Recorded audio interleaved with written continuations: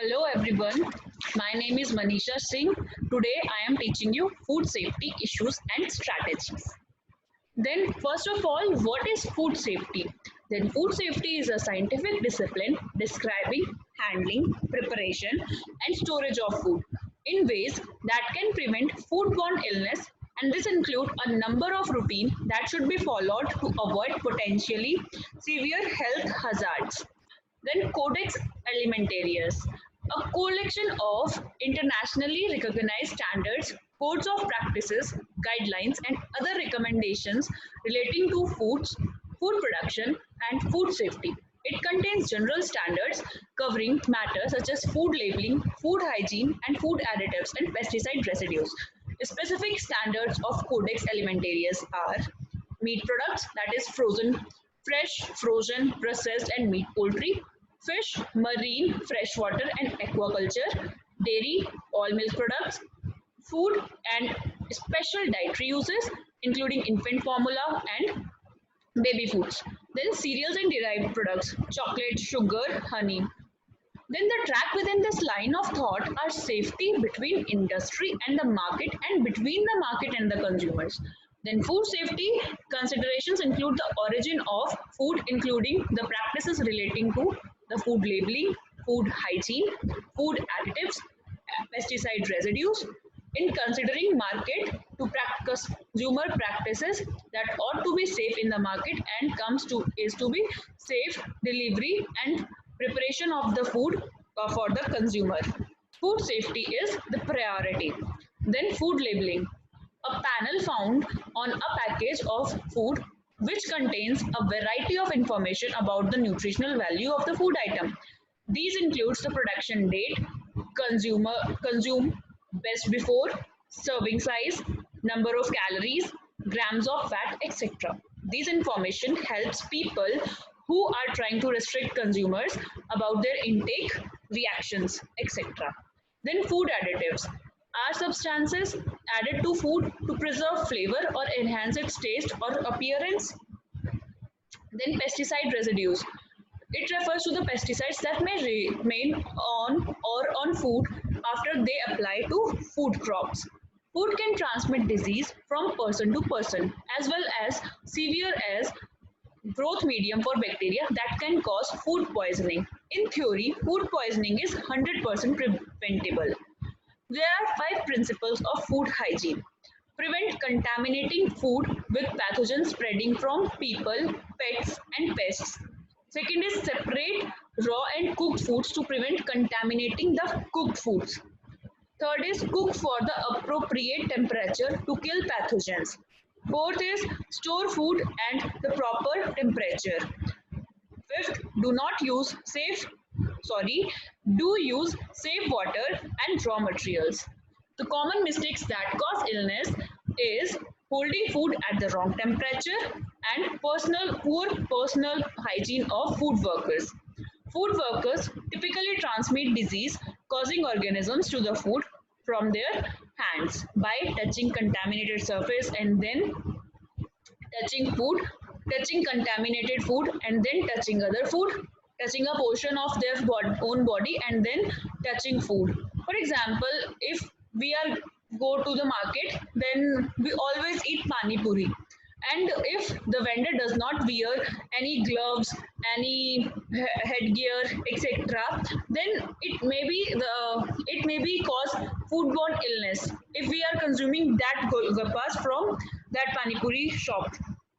Then illustration is four microbial hazards. First is chemical hazard can occur at any point during harvesting, etc. When toxic chemicals used for pest control or for cleaning and sanitizing food, contact surfaces and food preparation equipment come into the contact with the food may be contaminated by those chemicals. However, there are also added chemicals which are beneficial for human consumption. These chemicals are known as additives. These are called the additives. Then physical hazard usually results from accidental contamination and poor food handling practices. These includes shivers of glass, human hair, nails, nail polish, pieces of jewelry, metal fragments from worn chipped utensils and containers, dirt, stones, filled toothpicks. These are all the physical hazards. Then food poisoning. Food poisoning is an acute illness which usually occurs within 1 to 36 hours of eating contaminated or poisonous food. Symptoms normally last for 1 to 2 days and include one or more of the following, that is abdominal pain, diarrhea, vomiting, fever, collapse. Then food poisoning may be caused by the bacteria or their toxins. Second, molds, that is mycotoxins, chemicals such as insecticides, cleaning agents and the weed killers, metals such as lead, copper and mercury. Fifth is poisonous plants such as deadly nightshade and toadstools. Then poisonous fish and shellfish. The prevention of food poisoning is occurs of single isolated mistake.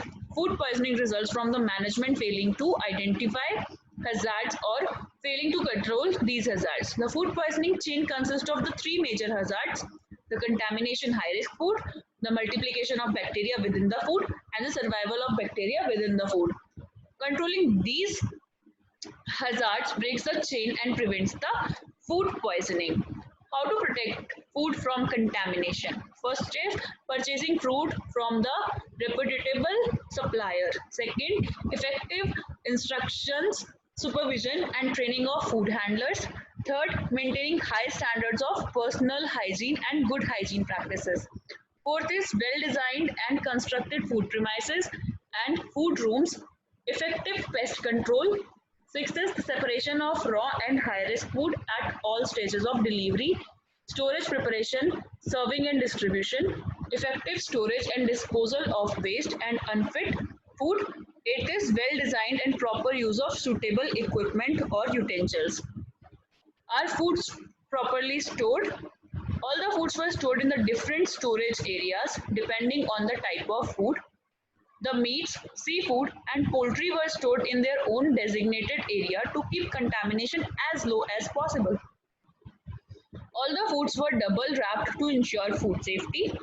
Each tray or container had a tag which stated the type of food being held, the temperature that is should be held at, and the date frozen and date to be thrown out. Then food spoilage and preservation. Spoilage commences in food as soon as it is harvested, taken from the sea or slaughtered. Spoilage results from the action of bacteria, mold, yeast, poor hygiene practices, poor temperature control, unsuitable packaging, and rough handling. Then, what are the signs of spoilage? Off odors, discoloration, slime or stickiness, mold growth, changes in texture like dry or spongy, unusual taste, the production of gas, blown cans or packs. Then food preservation. Preservation is the treatment of food, prevent or delay spoilage, destroy or inhibit the growth of pathogenic organism.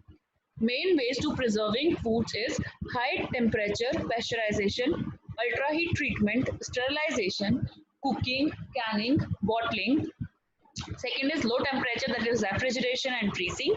Third is dehydration, that removal of moisture, for example soups, vegetables and meat. Then fourth is chemicals. Example is salt, sugar and sulfur dioxide. Fifth is vacuum packaging. It is done for the fish and meat. Irradiation is done for the spices. And then smoking fish and meat. Then what is the preparation area? Every type of food also had its own preparation area. This was done to avoid much cross-contamination as possible. Every employee wore single-use gloves and hand washing was a common practice. Every station had its own small hand washing sink with a set of instructions for those not familiar with the washing their hands. Food hygiene, the 4 C's. Good food hygiene is all about controlling harmful bacteria which can cause serious illness. In avoiding the risk of food poisoning among customers, handlers must obey of standard operations. These might protect the business's reputation and fatal scenarios for consumers. There are actually 4 main things to remember for food hygiene is 4 C's. First C is cross-contamination. It is when bacteria are spread between the food surfaces or equipment. It most likely to happen when raw food touches or drips onto ready to eat, frozen, fresh and processed foods. Clean and disinfect Work surfaces, wash hands before preparing food, provide separate working areas, storage facilities, clothing and staff for the handling of processed fresh foods. Separate cleaning materials including clothes, sponge and mops. It should be used in areas where are stored, handled and prepared. Make sure that the staff know how to avoid cross-contamination. Second C is cleaning. Cleaning is effective. Cleaning gets rid of bacteria on hands, equipment and surfaces. So it helps to stop harmful bacteria from spreading into foods.